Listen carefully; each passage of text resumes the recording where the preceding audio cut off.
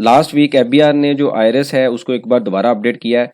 इससे पहले हम किसी का भी यूज़र नेम यूज़ करके जो आईआरएस है उस पर जाके लॉगिन कर सकते हैं। अब एफबीआर ये कहता है कि पहले आपको डिवाइस रजिस्टर्ड करवानी पड़ेगी, यानी कि जिसका आप लॉगिन ले रहे हैं पहले उनको उनकी तरफ से ऑथराइज आपको करवाना पड़ेगा, रजिस्टर्ड होना पड़ेगा, उसके बाद आप लॉगिन कर सकेंगे। इससे पहले जो वीडियो थी वहाँ पे मैंने एक्सप्लेन किया था किस तरीके से आपने डिवाइस को अटैच करना है, और साथ मैंने आपको ये भी बताया था कि अगर आपके पास क्लाइंट ज़्यादा हैं तो आपने क्विकली सारे जो क्लाइंट्स हैं वो एक लॉगिन से किस तरीके से सबकी एक्सेस लेनी है। क्योंकि जब आप टैक्स रिटर्न फाइल कर रहे हैं, डेडलाइन आ रही होती है, अगर आप इस तरह की चीज़ों में इन्वॉल्व हो जाएंगे तो फिर आपकी सारा काम तो सारा टाइम तो यहाँ पे वेस्ट होगा, टैक्स रिटर्न सही तरीके से फाइल नहीं होगी। दूसरा ये है कि अगर आपके क्लाइंट्स जो है वो दूर है, वो सेम टाइम पे ऑफिस नहीं आ सकते, या जब वो आए आप अवेलेबल ना हो, कुछ भी इशू हो सकता है, टाइम का इशू हो सकता है, रिसोर्सेज का इशू हो सकता है, तो क्या उनका होना लाजमी था? तो इसमें आज की वीडियो में मैं आपको बताऊंगा कि आपने किस तरीके से जो क्लाइंट है उनके लॉगिन से अपने आप को ऑथराइज करवाना है, और आप जो है ऑथराइज करवाने के बाद अपने लॉगिन से जो टैक्स रिटर्न है उनकी फाइल कर सकेंगे, इवन उनके नोटिस भी देख सकेंगे। लेकिन ये जो तरीका है ये रिकमेंडेड नहीं है।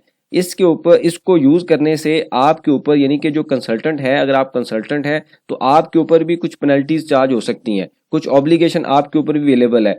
इसमें लॉ क्या कहता है और ये तरीका कितना खतरनाक हो सकता है, आज के इस लेक्चर में एक केस लॉ के मुताबिक आपको सारी चीजें मैं एक्सप्लेन करूंगा। तो सबसे पहले हम आते हैं यहाँ पे, जब आपने ऑथराइज करना है किसी भी क्लाइंट का, आपने जो है वो लॉगिन यूज करना है एक बार, और उसके बाद मॉडिफिकेशन जो फॉर्म है वो ओपन कर लेना है, और वहाँ पे लिंक में जाके, मॉडिफिकेशन फॉर्म के लिंक में जाके आप अपना आईडी कार्ड नंबर या जो भी आपका रजिस्ट्रेशन नंबर है वो वहाँ पे लिखें तो आपका नाम आएगा। उसके बाद क्या होगा कि आप वहाँ पे उसको सिलेक्ट करने के बाद ऑथराइज कर दें कि आप उनके एडवाइजर हैं, अटॉर्नी हैं या कंसल्टेंट हैं, इस तरह। और उसके बाद आपने क्या करना है, सेव कर देना है, सबमिट कर देना है। सेव करने के बाद सबमिट कर दें। जैसे ही आप ये करेंगे तो फॉर एग्जाम्पल एक मिस्टर बी है जिसने आपको ऑथराइज कर दिया, आप लेट से मिस्टर ए हैं, तो इसी तरीके से एक मिस्टर सी है जिसने आपको ऑथराइज कर दिया मिस्टर ए को।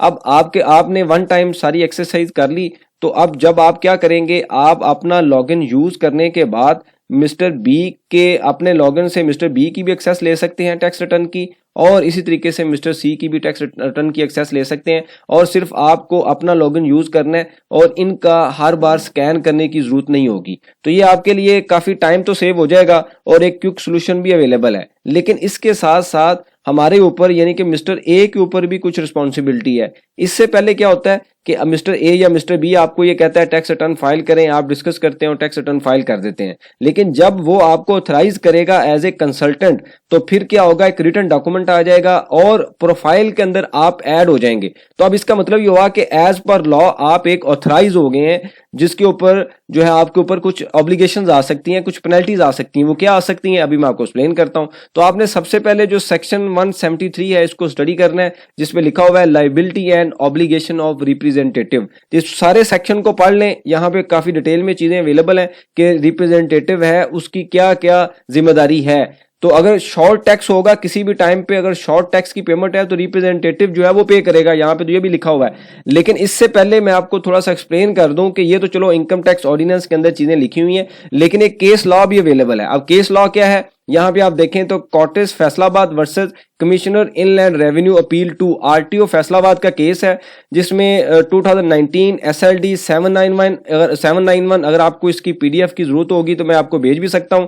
इसी तरीके से 2019 पीटीडी 570, इसमें ये क्या कहा गया है, it was highlighted that A tax payer had a consultant for filing of tax return. मतलब एक टैक्स पेयर है, उसने कंसल्टेंट के थ्रू टैक्स रिटर्न फाइल की। The consultant prepared fake invoices causing a significant loss to the national exchequer। अब कहा establish ये किया जा रहा है कि जो कंसल्टेंट है उसने फेक इनवॉइसेस बनाई और एफबीआर को लॉस हुआ। The authorities issue a show cause notice to the tax payer for dishonesty filing incorrect tax return and impose a surcharge and penalty. जो कमिश्नर था उसने शो का नोटिस जारी किया टैक्स पेयर को कि आपके और उनके ऊपर सरचार्ज और पेनल्टी चार्ज कर दी गई।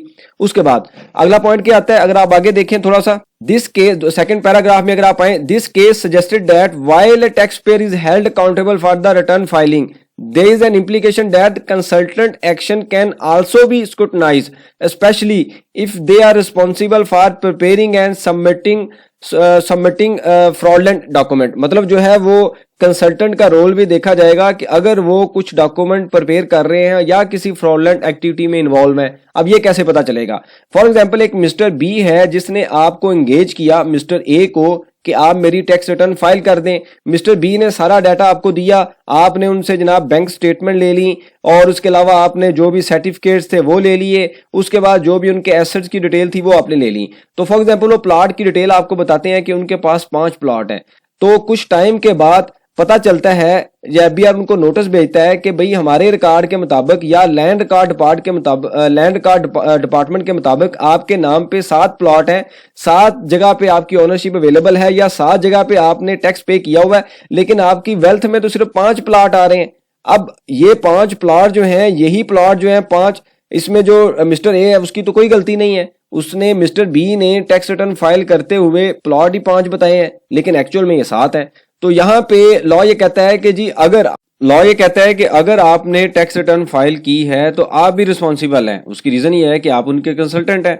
ये अगर आप केस लॉ देखें तो यहाँ पे क्लियरली मेंशन है। अब अगर आप आए लास्ट पैराग्राफ में, therefore while there can be a liability on the consultant if they are found to have engage in the fraudulent activity. अब यहाँ पे अगर आप देखें तो एक्चुअल में 7 प्लॉट हैं, लेकिन उन्होंने आपको 5 बताया। अब आपको पता है कि जो ऑफिसर है वो क्या समझेगा कि आपने जो है वो जानबूझ के रिपोर्ट नहीं किए, जो एक्चुअल में आपकी प्रॉपर्टी है वो 7 हैं, लेकिन आपने शो की हुई है 5। तो यहाँ पे कंसल्टेंट की जो रिस्पॉन्सिबिलिटी बनती है, लायबिलिटी बनती है या ऑब्लिगेशन बनती है, वो यही है कि वो टैक्स रिटर्न जो है वो सही तरीके से सारा डाटा लेके फाइल करें। लेकिन अगर डाटा ही पूरा नहीं मिलेगा तो क्या होगा?